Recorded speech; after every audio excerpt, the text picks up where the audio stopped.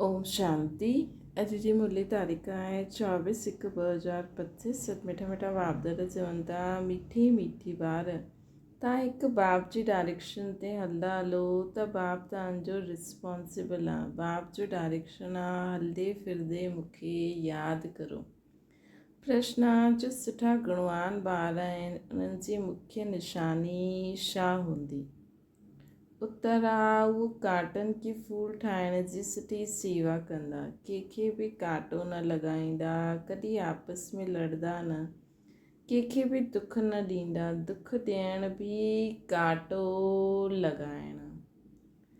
गीता, इहो वक़्तु वञे थो। ओम शांति।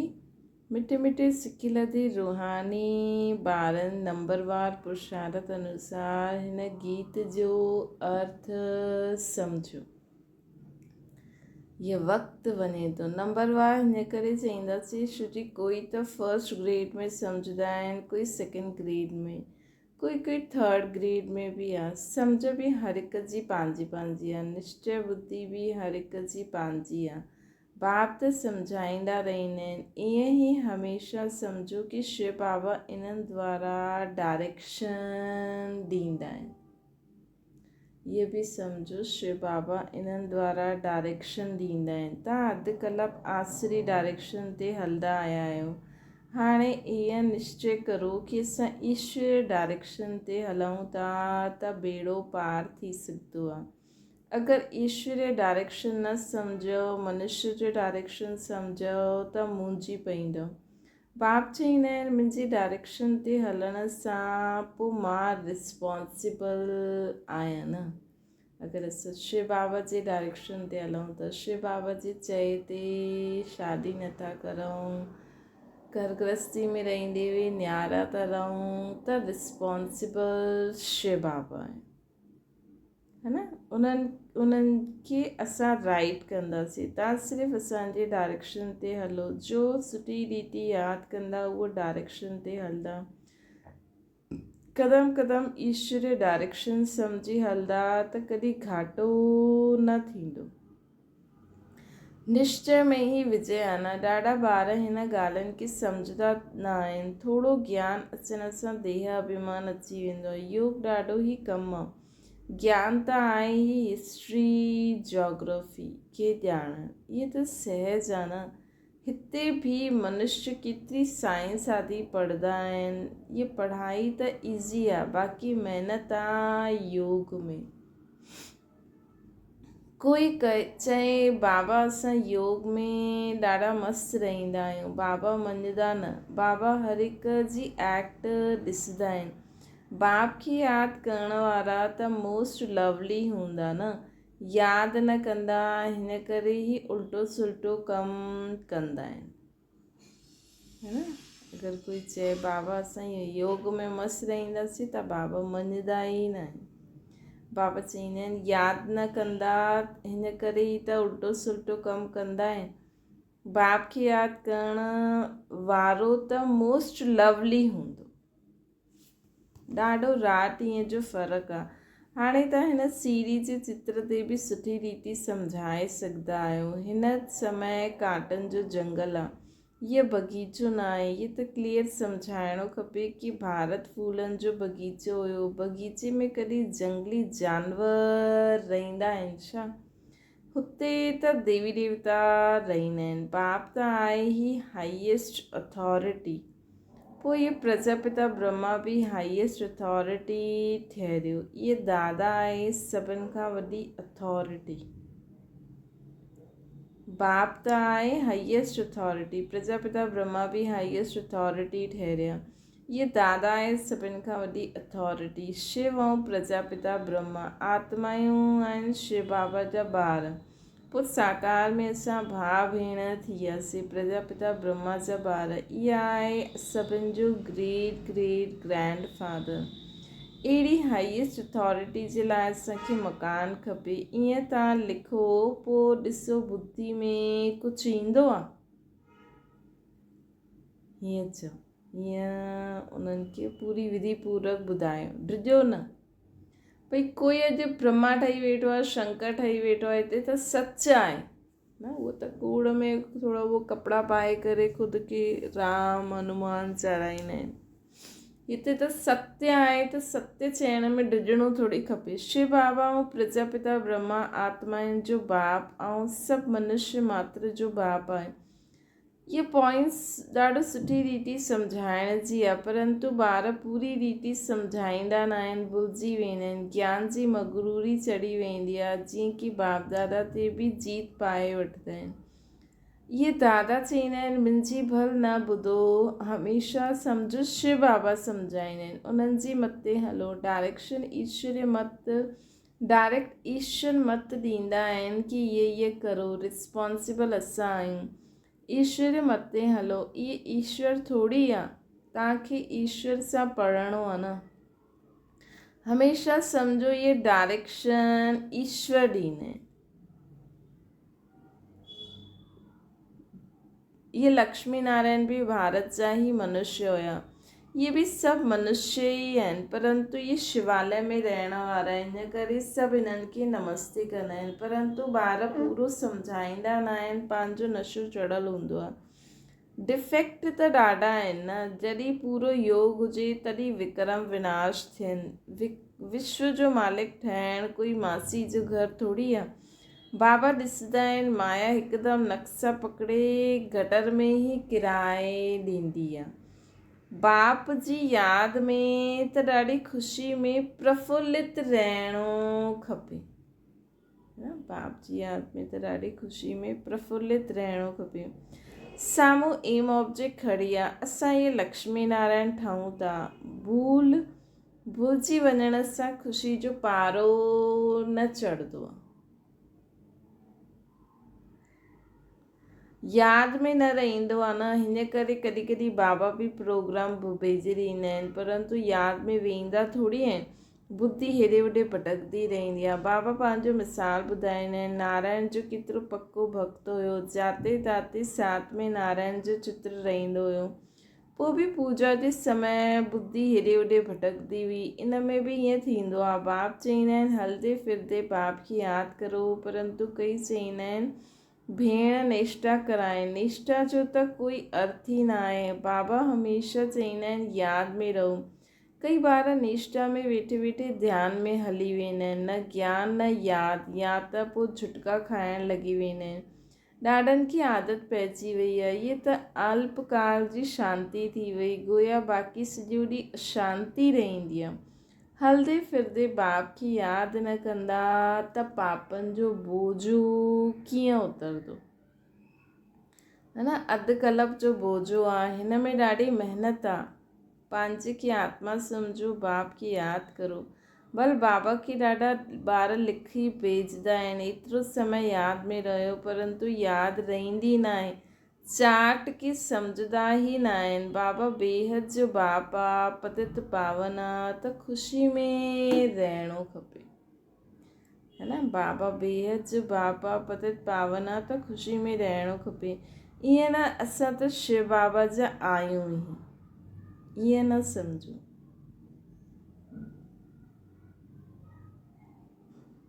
ईअं मतिलबु इमर्ज रूप में रहे, मर्ज रूप में न। भई ईअं त ॾाढा चईंदा आहिनि हा असां त आहियूं, असां त डॉक्टर आहियूं, लेकिन जॾहिं डॉक्टरी जी सीट ते वेंदा, हुन रीति इलाज कंदा, तॾहिं त डॉक्टर मञदासीं न। हिकु त मर्ज रूप में त रहंदो आहे, घर में रहंदे बि हा मां डॉक्टर आहियां, लेकिन हॉस्पिटल में जॾहिं वेंदा आहिनि तॾहिं त उहो रूप नज़र ईंदो आहे न। त हिते ईअं बि आहे, हा भई शिव बाबा असांजो बाप आहे, इहे त आहे, लेकिन इमर्ज रूप में अनुभव थिए। ईअं बि ॾाढा आहिनि सम्झंदा आहिनि असां त बाबा जा आहियूं ई, लेकिन यादि बिल्कुलु कंदा ई न आहिनि। त अॼु बाबा असांखे चवनि था कि इमर्ज रूप में यादि जो चाट वधायो। सदा जीअं असांखे यादि रहंदो आहे न कि मुंहिंजो शरीरु आहे, मुंहिंजा फलानी चीजूं आहिनि, ईअं असांखे सदा यादि रहे। मुंहिंजा फलाना माउ पीउ केरु आहिनि। कोई माण्हू कंहिंखां निंड में बि उथी करे पुछे, सुपिने में बि उनखे यादि रहंदो आहे न मुंहिंजा माउ पीउ केरु आहिनि। ईअं असांखे सुपिने में बि यादि हुजे मां आत्मा आहियां, मुंहिंजो बाबा शिव बाबा, मुंहिंजो घरु परमधाम आहे हिते। हिन सृष्टि ते पाट वॼाईंदी आहे। मुंहिंजी मां ब्रह्मा मां।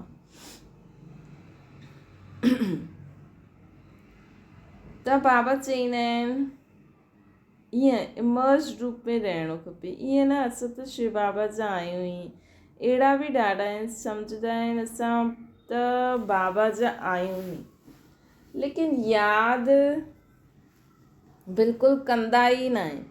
अगरि यादि कंदा हूंदा त पोइ पहिरें नंबर में वञिणो खपे न, की सम्झाइण जी बि ॾाढी सुठी बुद्धि खपे। असां त भारत जी महिमा कंदा आहियूं। नई दुनिया में आदि सनातन देवी देवताउनि जो राज्य हुयो। हाणे त इहा पुरानी आयरनी जी दुनिया आहे। किथे नई दुनिया में छा हुयो? हुते उहा आहे सुखधाम, इहो आहे दुखधाम। भारत गोल्डन एजेट हुयो त हिन देवी देवताउनि जो राज्य हुयो। चईंदा आहिनि असां कीअं सम्झूं कि हिननि जो राज्य हुयो। इहा नॉलेज ॾाढी वंडरफुल आहे। जंहिंजी तक़दीर में जो आहे जो जेतिरो पुरुषार्थ कंदो उहो ॾिसण में ईंदो। तव्हां एक्टिविटी सां ॼाणंदा आहियो तव्हां कलयुगी मनुष्य त सतयुग बि मनुष्य है न। मनुष्य त कलयुग में बि आहिनि, सतयुग में बि आहिनि। पोइ उन्हनि जे अॻियां मथो वञी करे छो टिकंदा आहियो? इन्हनि खे स्वर्ग जो मालिक चईंदा आहिनि न। कोई मरंदो आहे त चईंदा आहिनि फलानो स्वर्गवासी थियो। इहे बि न सम्झंदा आहिनि हिन समय त सभु नरकवासी आहिनि। ज़रूरु पुनर्जन्म बि हुते ई वठंदा न। बाबा हर हिक जी चलन सां ॾिसंदा रहंदा आहिनि। बाबा खे केतिरो साधारण रीति सां कंहिं सां ॻाल्हि करणी पवंदी आहे। बाबा हर हिक जी चलन सां ॾिसंदा रहंदा आहिनि। बाबा खे केतिरो साधारण रीति सां कंहिं सां ॻाल्हि करणी पवंदी आहे, संभालणो पवंदो आहे न। बाबा केतिरो क्लियर करे सम्झाईंदा आहिनि। सम्झंदा बि आहिनि त ॻाल्हि ॾाढी ठीकु आहे। पोइ बि छो वॾा वॾा काटा ठही वेंदा आहिनि। हिक ॿ खे दुख ॾियण सां कांटो ठही वेंदा आहिनि। आदत छॾंदा ई न आहिनि। हाणे भॻवान बाप फूलनि जो बगीचो लॻाईंदो आहे, कांटनि जो फूल ठाहींदा रहंदा आहिनि। कांटनि खे फूल ठाहींदा आहिनि बाबा हाणे फूलनि जो बगीचो लॻाईंदा आहिनि, कांटनि खे फूल ठाहींदा रहंदा आहिनि। उन्हनि जो धंधो ई इहो आहे। त असांखे बि जो कांटे मिसल आत्मायूं आहिनि, मतिलबु जंहिंमें अवगुण आहिनि, उन्हनि सां किनारो घृणा न करे उन्हनि खे शुभकामना ॾेई करे हुननि खे फूल ठाहिणो। प्रदर्शनी में ॾाढी ख़बरदारी सां कंहिंखे भेजणो हूंदो आहे। सुठा गुणवान ॿार उहो जो कांटे खे फूल ठाहिण जी सुठी सेवा कंदा आहिनि। कंहिंखे बि कांटो न लॻाइनि, अर्थात कंहिंखे बि दुख न ॾियनि, कॾहिं बि आपस में लड़ंदा न। तव्हां ॿार ॾाढा एक्यूरेट सम्झाईंदा आहियो। हिन में कंहिंजी इंसल्ट जी त ॻाल्हि ई न आहे। हाणे शिव जयंती बि ईंदी आहे। तव्हां प्रदर्शनी जास्ती कंदा रहो। नंढी प्रदर्शनी ते बि सम्झाए सघंदा आहियो। 1 सेकेंड में स्वर्गवासी ठहो अथवा पतित भ्रष्टाचारी सां पावन श्रेष्ठाचारी ठहो। 1 सेकेंड में जीवन मुक्ति प्राप्त करो। जीवन मुक्ति जो अर्थ बि सम्झंदा न आहिनि। तव्हां हाणे सम्झंदा आहियो बाप द्वारा सभिनि खे मुक्ति जीवन मुक्ति मिलंदी आहे न, परंतु ड्रामा खे बि ॼाणणो आहे। सभु धर्म स्वर्ग में न ईंदा, उहो पंहिंजे सेक्शन में हली वेंदा, पोइ पंहिंजे समय ते अची करे स्थापना कंदा। झाड़ में केतिरो क्लियर आहे, हिकु सतगुरु जे सिवाय सदगति दाता ॿियो कोई न थी सघंदो। बाक़ी भक्ति सिखलाइण वारा त ढेर आहिनि। सदगति जे लाइ मनुष्य गुरु थी न सघे, परंतु सम्झाइण जी बि अक़ल खपे। हिन में बुद्धि सां कमु वठिणो आहे। ड्रामा जो कहिड़ो वंडरफुल खेल आहे। तव्हां में बि ॾाढा थोरा आहिनि जो हिन नशे में रहंदा आहिनि। त सदगति दाता हिकु बाप ई आहे जो असांखे मिलिया आहिनि। हाणे अच्छा मीठी मीठी सिकिल दे ॿारनि प्रति माता पिता बाप दादा जो यादि प्यार ऐं गुड मॉर्निंग। रूहानी बाप जी सभिनि रूहानी ॿारनि खे नमस्ते। असांजे बि रूहानी माता पिता बाप दादा खे यादि प्यार गुड मॉर्निंग ऐं नमस्ते। रात्रि क्लास 18368। तव्हांखे वास्तव में शास्त्रनि ते वाद विवाद करण जी दरकारु न आहे। मूल ॻाल्हि इहा यादि ऐं सृष्टि जे आदि मध्य अंत खे सम्झाइणु। चक्रवर्ती राजा ठहींदा आहिनि, हिन चक्र खे ई सिर्फ़ु सम्झणो आहे। इन जो ई गायन आहे सेकेंड में जीवन मुक्ति। तव्हां ॿारनि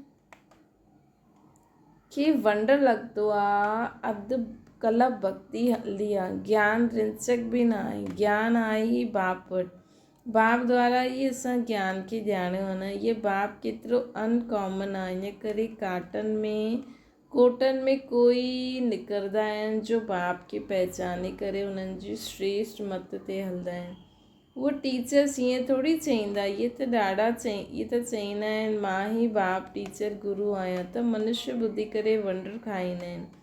भारत खे मदर कंट्री चईंदा आहिनि। श्री अम्बा जो नाम ॾाढो भालो आहे, भारत माता चईंदा आहिनि। अम्बा जे मेला बि ॾाढा लॻंदा आहिनि। अम्बा मिठो अक्षर आहे। नंढा ॿार बि माउ खे प्यारु कंदा आहिनि। छो मां खिलाईंदी पिलाईंदी संभालंदी आहे। हाणे अम्बा जो बाबा बि त खपे न। इहे त बच्ची एडॉप्टेड आहे, पति त आहे न। इहा नई ॻाल्हि आहे न। प्रजापिता ब्रह्मा त ज़रूरु एडॉप्ट कंदा हूंदा न, है न। ये बच्ची त एडॉप्टेड आहे, पति त आहे न। इहा नई ॻाल्हि आहे। प्रजापिता ब्रह्मा त ज़रूरु एडॉप्ट थींदो हूंदो न। इहे बि ॻाल्हियूं बाप ई अची करे सम्झाईंदा आहिनि। अम्बा जो केतिरो मेलो लॻंदो आहे, पूजा थींदी आहे। छो बच्ची ॾाढी सर्विस कई।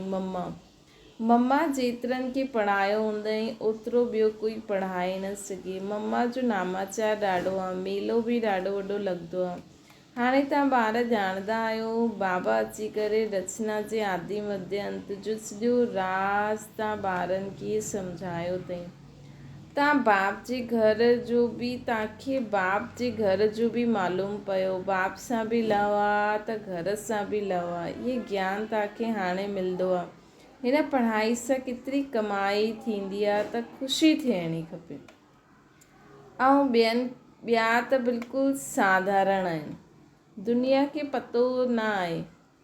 ऐं बाबा चवनि था कि तव्हांखे ॾाढी ख़ुशी हुजणी खपे। हिन पढ़ाई सां केतिरी कमाई थींदी आहे। ऐं तव्हां केॾा साधारण आहियो, दुनिया खे त पतो ई न आहे। बाप अची करे इहे नॉलेज ॿुधाईंदा आहिनि। बाप ई अची करे सभई नई नई ॻाल्हियूं ॿारनि खे ॿुधाईंदा आहिनि। नई दुनिया ठहींदी आहे बेहद जी पढ़ाई सां।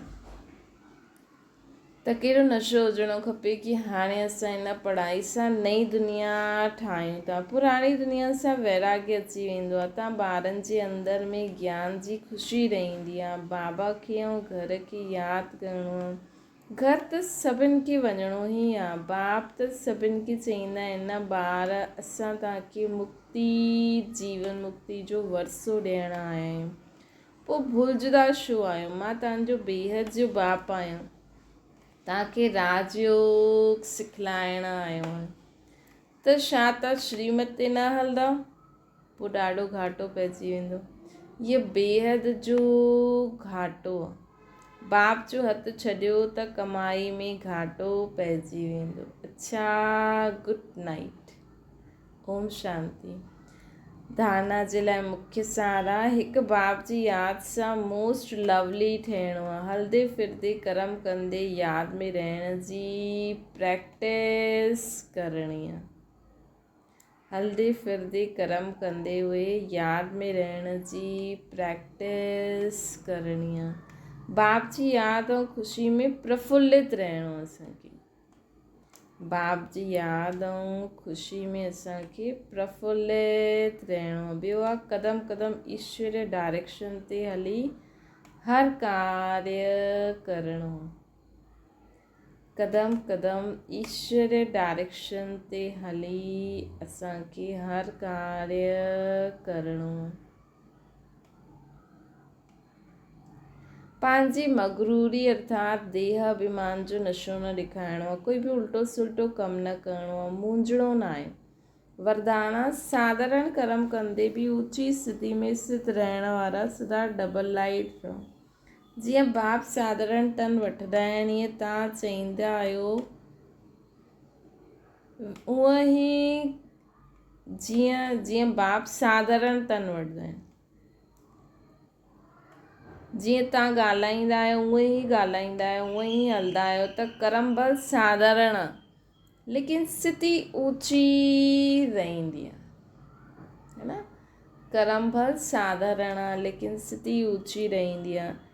ईअं तव्हां ॿारनि जी बि स्थिति सदा ऊची रहे, है न। बाबा त साधारण तन में आया लेकिन बाबा जा कर्म हाणे स्थिति ऊची, ईअं तव्हां बि बाबा चवनि था तव्हांजी स्थिति ऊची रहे, डबल लाइट ठही ऊची स्थिति में स्थित थी कोई बि साधारण कर्म करो। सदैव ये स्मृति रहे कि मां अवतरित थी करे अवतार ठही करे श्रेष्ठ कर्म करण लाइ हिन सृष्टि ते आई आहियां, है न। सदैव यादि रहे मां अवतरित थी करे अवतार ठही करे श्रेष्ठ कर्म करण लाइ हिन सृष्टि ते आई आहियां। त साधारण कर्म बि अलौकिक कर्म में बदिली वेंदो। मां अवतरित थी करे ये कर्म करण आई आहियां त साधारण कर्म बि श्रेष्ठ कर्म में बदिली वेंदो, अलौकिक कर्म में बदिली वेंदो। स्लोगन आहे आत्मिक दृष्टि वृत्ति जो अभ्यास करण वारा पवित्रता के सहज धारण करे सकता है। आत्मिक दृष्टि वृत्ति जो अभ्यास करण वारा पवित्रता के श्रेष्ठ धारण करे सघंदा। त पवित्रता खे पंहिंजो मूल संस्कार ठाहिण लाइ पंहिंजे मूल गुण खे आत्मिक स्थिति जो अभ्यास करो। मनसा सेवा जे लाइ स्लोगन आहे जेतिरो स्वयं खे मनसा सेवा में बिजी रखंदो ओतिरो सहज माया जी थी वेंदा। सिर्फ़ु स्वयं जे प्रति भावुक न ठहो लेकिन ॿियनि खे बि शुभभावना शुभकामना द्वारा परिवर्तन करण जी सेवा करो। बाबा अॼु मुरली में चई न काटन खे फूल ठाहिण जी सेवा करो, है न। हर हिक में जो बि कांटो आहे अवगुण आहे उनखे पंहिंजी शुभ भावना सां ख़तमु करण जे लाइ प्रयत्न करो। भावना ऐं ज्ञान, स्नेह ऐं योग ॿिन्हिनि जो बैलेंस हुजे। भावना जो, ज्ञान जो, स्नेह ऐं योग जो ॿिन्हिनि जो बैलेंस हुजे। कल्याणकारी त ठहिया आहियो, हाणे बेहद विश्व कल्याणकारी ठहो। भावना ऐं ज्ञान, भावना बि हुजे ज्ञान बि हुजे, ईअं न कई ज्ञान बिना भावना बि ठीकु न आहे। और स्नेह ऐं योग अर्थात शक्ति बि हुजणी खपे त असां विश्व कल्याणकारी ठही वेंदासीं। अच्छा, ओम शांति। बाबा खे यादि करो।